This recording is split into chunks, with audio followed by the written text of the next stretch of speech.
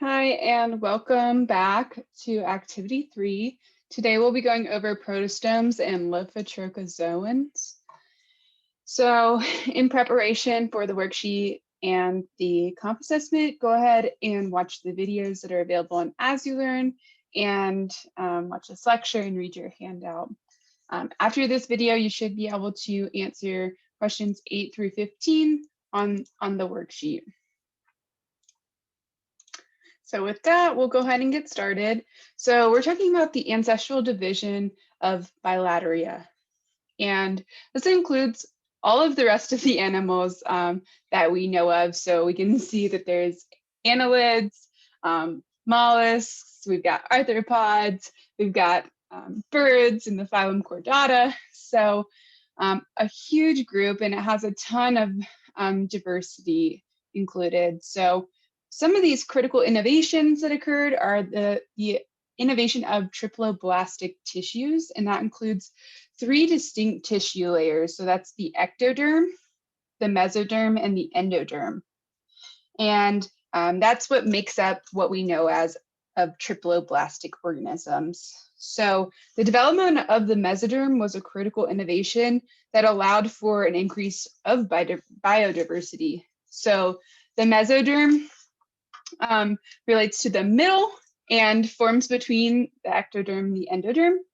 And this can develop into several different types of tissues. So can create muscle tissue, nervous tissue, fat tissue, and it interacts with the relating ectoderm and endoderm through cell signaling and can determine what type of tissues and organs the cells will develop into. And we'll talk about the details of this, but just know that that's really super important for the development of diversity within Bilateria.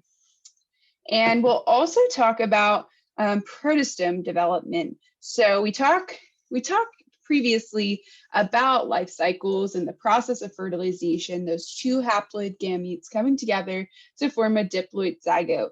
So in this video, we'll be talking a little bit about the process within that. So like the cellular processes of fertilization and how they differ and how they are similar and different between different groups. So here are the protostome development versus the deuterostome development. And so these were very important embryonic developments for these groups. So we're only going to be talking about protostome development in this video. So that includes the mollusks, annelids, and arthropods. So the cleavage is spiral and determinate. So spiral meaning that there's 4 cells embryo. There's a 4-cell embryo, and additional cells are added on at the cleavage. I guess at the indentation or the kind of the meeting of the 2 cells, and so it's kind of sitting on top and kind of it's filling in the gaps of the cells to form a larger embryo and eventually develop into an embryo. So another important innovation was this formation of a coelom. So the coelom is a cavity within an embryo, and it will eventually turn into a specialized cavity. And so the blastopore is an opening in the embryo, and it's an indentation that forms at one end of the embryo, and it's formed through this process called gastrulation. And so that's what gives rise to these 3 triploblastic tissues: the ectoderm, the endoderm, and the mesoderm. So, and I forgot to mention, with determinate cleavage, that means that they can exist by themselves. So if one cell goes off by itself, it's not going to go and form a new embryo. It's not self-sufficient. So So here we're looking at the mesoderm, and then we have our coelom, which is just a cavity, and then that fate of the blastopore. So the blastopore forms the mouth and the anus of a, I guess, a young embryo. So they are able to, with this type of embryonic development, they now have a way to intake food and nutrients and also expel food and nutrients. So on the other hand, our deuterostomes, they have what's known as radial and indeterminate cleavage. So it's not determined, the fate of the cell is not determined as it's formed. It's kind of given a job later in development. And you can just kind of see those differences, and we'll talk about those in the activity 4. So here we're talking about the zygote formation and that spiral cleavage. So the cellular divisions are what create the cleavage, and it produces a cluster of cells in the same size as the original zygote and eventually becomes the embryo. So protostomes exhibit spiral cleavage. So the daughter cells that were produced from the original zygote will sit in these grooves or indentations where previous cells were prior to cleavage. And again, that's happening in that spiral cleavage. So here, this is just another way of looking at it, really just stressing that these protostomes exhibit spiral cleavage. So you can see how these blue or new cells are sitting in those cracks. So again, determinate cleavage with our protostomes. So during development, if the cell becomes separated from the rest of the developing embryo, that cell alone cannot continue to develop into a viable embryo. And so it's essentially aborted or dies off. So that process is called determinate cleavage. And the only way that a cell can really contribute is with a group of other cells.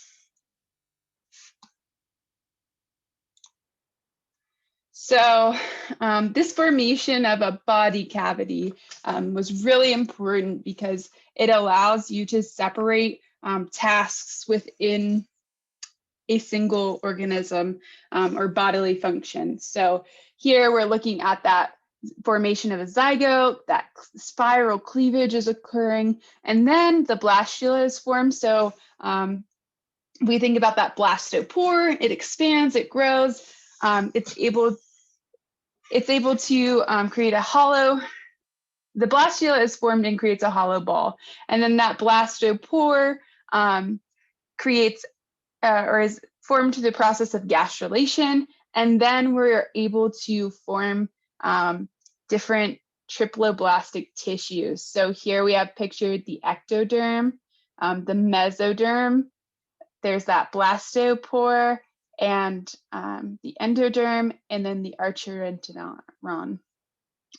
So here we're looking at just that formation of the body cavity, and here this blastopore is actually becoming the mouth of this cell. So the blastula will invaginate through gastrulation, so essentially just making kind of like an opening, and in the protostems, the opening will eventually become the mouth. So really important fact. If we've said it, 3 times, 3 different ways, it's probably pretty important.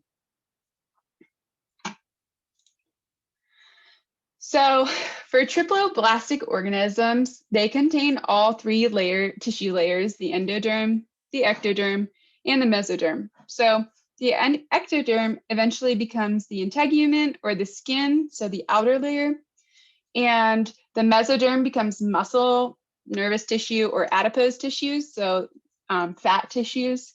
And then the endoderm becomes involved with the digestive tract. So you can think of the endoderm as the stomach lining, that tissue layer. And here again, we're just seeing that process of the zygote, the cellular cleavage, formation of that hollow ball. And then here, this is just showing you the cross section of that blastula, called, and the inside is called a blastocele. And then through the process of gastrulation, we're able to form that blastopore, which creates the mouth, and then the formation of those triploblastic tissues occurs. And this is all happening through mitosis.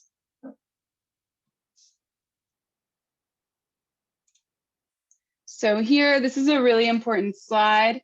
So we're talking about the coelom status of triploblastic organisms. So coelom, again, cavity, and triploblastic, 3 tissues. So the examples we have here are going to be our flatworm, and then we have our annelid, and then we have a nematode.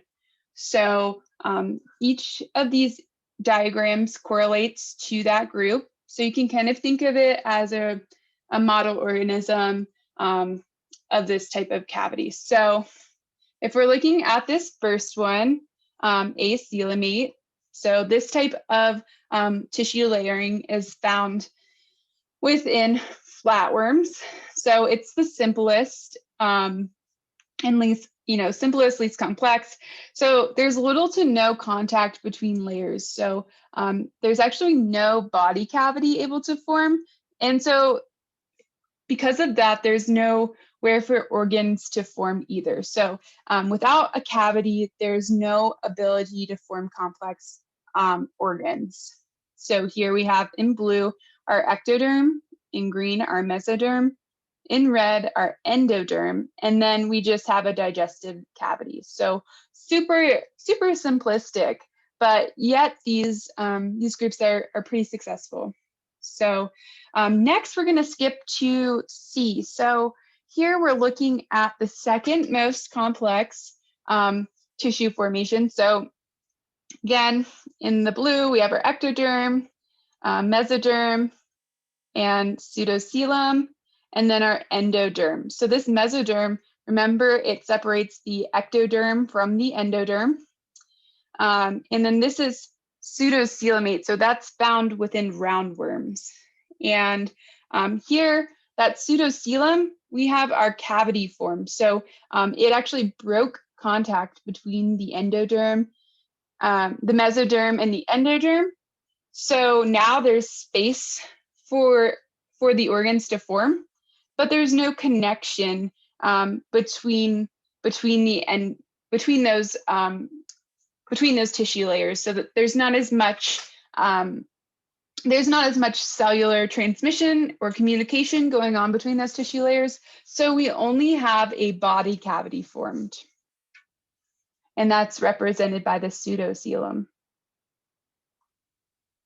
And last but not least, we have eucoelomate, or just coelomate. And that's what we find in our annelids, our mollusks, arthropods, chordates. So again, we see that ectoderm, the mesoderm, the endoderm, and then our coelom. So here, there actually is a cavity for organs to form, and tissues are within the connections. So here, the mesoderm is actually making up so here the mesoderm intersects the coelom, so this tan part, and is able to allow advanced or complex tissue formation to occur. So the tissues are within the connections. So you can think of this as like having separate compartments for like your heart versus your stomach, or your heart versus your lungs. So you're able to, these organisms are able to have a more complex form of storage and function.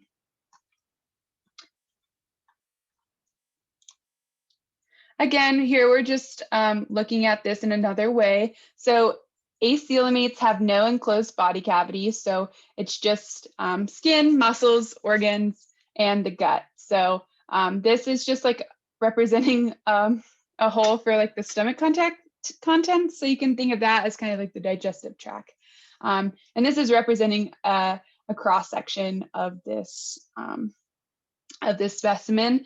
And if you would like to reference the specimen of an acoelomate body, you can look at the group Planaria. That's going to be a great model organism to represent an acoelomate. So here we're looking at our pseudocoelomates. So they do have an enclosed body cavity, and it's partially lined with the mesoderm. So this is, the second most complex, and that pseudocoelom is the body cavity. And then we're seeing the skin, muscles, organs, and gut forming. So you can think of this as roundworms and use that as a model organism for this group. And then last but not least, again, we're just looking at this in a different way to kind of really hit home these concepts. So here, coelomates are able to have complex organ development. And the organs are separated based on function. So earthworms have this type of organization, and then also humans are coelomates. So our heart is in a different spot than our stomach versus our lungs. So we're kind of compartmentalized, and that allows for complex organ tissue development.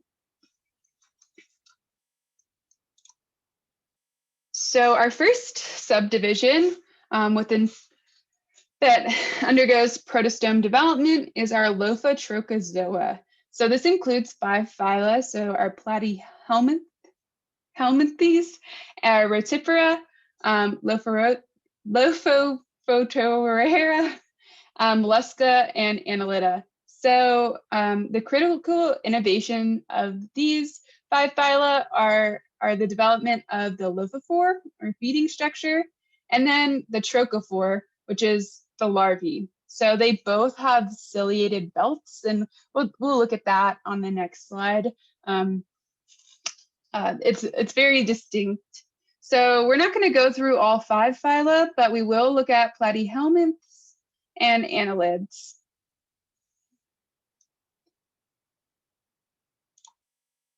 So the lophophores are the function for suspension feeding in adults. So similar, not the same, but similar to our sponges. These ciliated, like feather-looking things are able to create, like flap and create a water current and pull in food particles to the mouth. And here we're looking at a complete digestive system. So we have the mouth that's surrounded by the lophophore, that ring of tentacles, and then it goes down into the gut, and then waste is excreted through the anus. The second trait that Lophotrochozoans are named after are that trochophore larvae. So they use they use the ciliated ring to swim and possibly for feeding. So here again, those feathery little cilia, we have a mouth and a complete digestive system because we have 2 separate kind of entrance and an exit. And so these ciliated rings and feeding parts are really important and indicative that we're looking at a Lophotrochozoan. So when we're looking at the phylum Platyhelminths, the common name for that is flatworms, and they're within the clade Bilateria, and they're in the subdivision Lophotrochozoa. So this will be really important for studying because if you're asked what's the phylum, the common name will not be enough. All of these are very specific to the divisions. So there's 3 major classes. We have class Cestota, which is our tapeworms. class Trematoda, which are flukes, and class Terbelliara, which is our planarians. So we'll take a look at these in a little bit. So they exhibit an incomplete digestive system. So they only have one way in and one way out. And these classes make up where this is where a lot of our parasites are classified. So tapeworms are a parasite. So they exhibit a trochophore larval stage. So that tiny little kind of flapping trochophore larvae with that ciliated ring around it. They lack respiratory and circulatory systems, but they do contain a mesoderm that allows for the development of muscle and a nervous system. So they're able to sense things, and then they also have a wide variety of ecological niches, but again, many of them are parasitic. Here we're looking at the morphology or anatomy of planaria. So again, these flatworms have an incomplete digestive system. So the mouth and the anus comes out of the same structure, and it's got a highly muscularized feeding structure. So here we're looking at an entire planaria from kind of like the top view down, and this is where the pharynx is located. And that's going to be, it's an extension of the mouth. And here you can see that it's finding its host and then inserting that pharynx and, with taking nutrients and food from the host. So these are going to be our model organism. So it would be good to kind of look at these images a few times and see if you can label these diagrams. So the green is relating to the digestive system. So they have a pharynx extended through the mouth, and then they also have a gastrovascular cavity.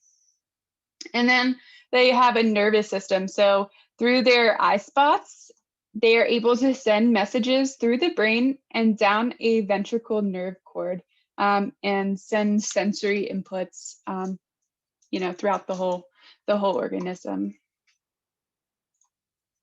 So here we're talking a little bit about those tissue layers. So they're acoelomates, so they have no internal body cavity for organ formation. So the endoderm forms the digestive or gastrovascular cavity. So here we're looking at a cross section. So we have that digestive cavity. Remember that kind of empty center part, and that's surrounded by the endoderm. And then we have our mesoderm and then our ectoderm. So in planaria, a pharyngeal pouch exists, and that houses the pharynx as it extends outside of the body. And that leads to the gastrovascular cavity. So here we're looking at a cross section of a flatworm, and this is our pharynx, so that tube part that was extending, and it's surrounded by the pharyngeal pouch. And then these kind of gaps or dots here, those represent the gastrovascular cavity or the gut, and that's where all the nutrients that are being brought in through the pharynx are being sent to. So again, just another look at it. So we have those eye spots at the top, and then olive here in red represents the muscle, and in white we have our endoderm, which represents the stomach. And there is no body cavity present. So even though this looks kind of like a cavity here, it's actually the pharyngeal pouch holding the pharynx. So that just extends only into the body cavity, but there's no specialized organ, cavities formed for organ development or any specialized tissues. So we have our epidermis, which is the ectoderm. We have our gastrocavity aligned with the gastroderm, which is made up of the endoderm. And then we have our muscle all throughout the entire organism, which is made up of the mesoderm. So here, these cross sections are coming from the various locations on this planaria. And this will be a good diagram to look at for studying purposes. So here, again, just another cross section, kind of orienting you to this acoelomate makeup. So all of those tissue layers, those three important tissue layers, endoderm, ectoderm, and mesoderm are present. And then we had that muscularized pharynx, which was made up of the mesoderm, and then that pharyngeal pouch, and then those branches of the gastrovascular cavity, which are essentially the gut. So here we are talking about the morphology of the tapeworms. So this is a highly simplified form, which has decreased in complexity over time. So they live in intestines. I'm sure you've heard about them, or you may have experienced them if you were unlucky. But they live in the intestines, so they don't really have any sensory organs. They don't need to take any input, or they don't need to take any like outside stimuli in. So the head is basically built only for the purpose of attaching to the host and obtaining nutrients. And these repeating kind of segments are called proglottids, and they're mainly built for reproductive function. So each little segment has testes and ovaries, and their goal is just to make as many as they possibly can. And then here we're looking at a zoomed in section of the tapeworm head. And you can see that they have those suckers, and they're just literally designed to take as much as they can from the host and make as many offspring as possible. And they basically have the ability to reproduce almost indefinitely. So a lot of times, if your dog can get tapeworm, and if it has a tapeworm, it can excrete those eggs of the tapeworm, and those eggs can, it can excrete the reproductive makeup of these testes and eggs, and those can come together and form additional tapeworm. So if your dog excretes that, it can stay in the soil for a really long time, and then another dog could come by, eat some grass or some dirt, where your dog, went to the bathroom and could be infected that way. So these are highly I would say these are highly resilient organisms. So again, each segment has ovaries and testes, except for that first segment that contains the head. So looking a little bit more into the morphology of tapeworms, so they have those complex reproductive structures so that they can reproduce quickly and in large quantities. So here we're looking at those ovaries, the testes, and these are all within the proglottid. And they obtain a uterus and a genital pore, so they are ready for production. So most are hermaphroditic, so they contain both male and female sex organs. And reproductive organs make up a majority of the organ formation. And if you were to cut one of these in half, they could break off and form a new individual. And they produce an enormous amount of eggs. So therefore, they can produce an enormous amount of offspring. Here, we're going to move into the phylum Annelida. So this is commonly known as segmented worms, and they're within the clade Bilateria, the subdivision Lophotrochozoa, and it includes ragworms, earthworms, and leeches. So we'll talk about these three. They exhibit trochophore larvae, so that's ciliated ring larvae. They have segmentation, so we can see that, especially in our earthworm, super easily, but really in all of these. They have a complete digestive system, so that means what comes in goes out the other end. And they have a double transport system, so they have a circulatory and respiratory system that's combined, and both carry oxygen and nutrients throughout the entire organism.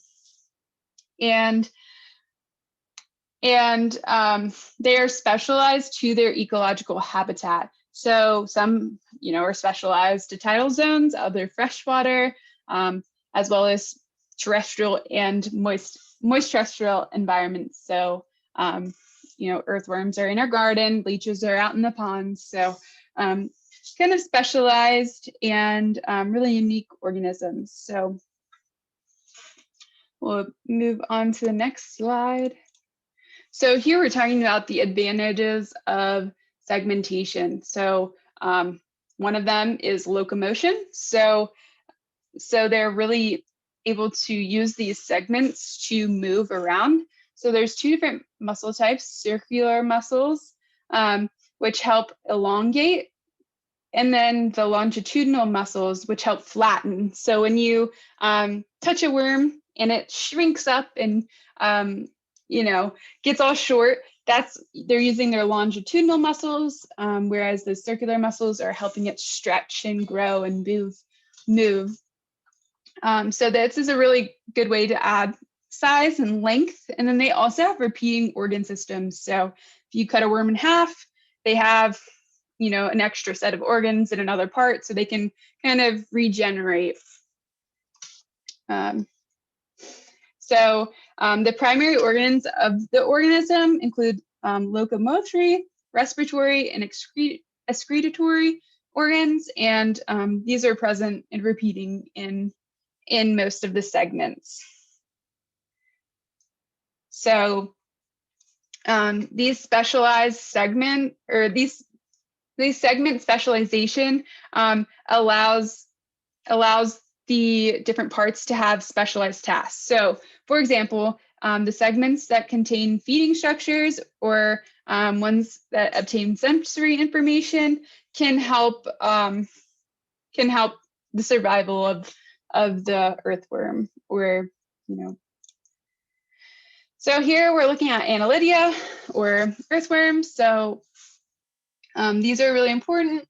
So here in green, all of the parts that are involved in the digestive system are highlighted.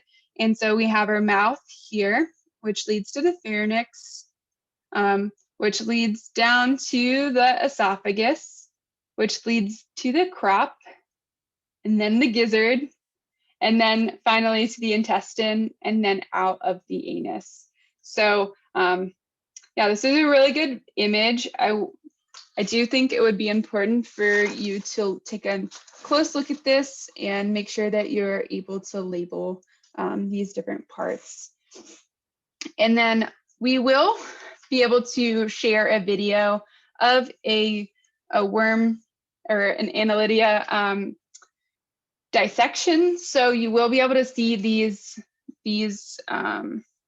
cross section here kind of in real life.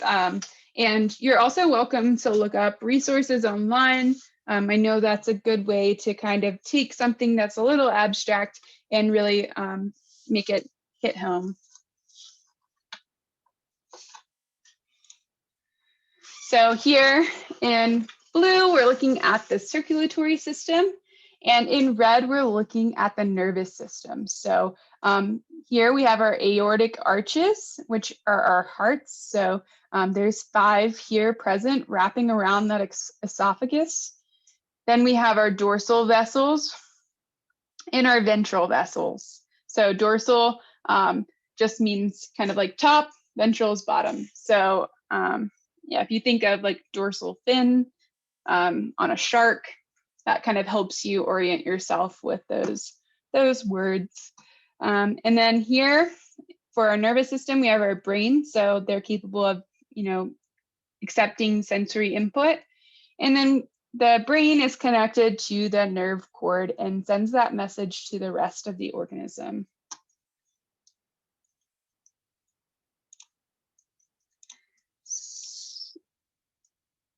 So that was the end of activity 3. So go ahead and answer questions 8 through 15 on the worksheet. Take a look at any supplementary materials that might be helpful to you. And if you have any questions, reach out to your lab instructor.